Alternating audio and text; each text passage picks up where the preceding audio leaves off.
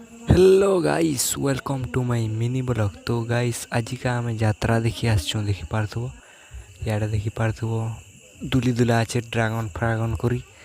तो गाइस देखी पारथबो एटा छुआ मन कर दुली मने अच्छे केना किंदरुचे देखी पारथबो छुआ मने भी बसछन।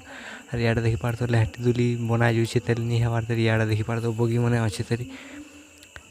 तो गाइस आज का एक नंबर दिन सेतिर लगी इटा चाली छे तेली याडे देखी पारथबो बागीधरन देखाई और इे देखी पारथबो केना डेकोरेशन रे सजा जाइए देखी पारथबो बहुत सुंदर दिशुचे देखी पारथबो। तो सेटा ढकाई छे गाइस सियाड़े महाप्रभु अछन। तो इे देखी पारथबो आज का केते भीड़ अछन आज पहला दिन सेतिर लगी बहुत टी कम भीड़ अछन देखी पारथबो यार प्रोग्राम होचे यार बुली बुला कर इछन डांस देखमा चलो।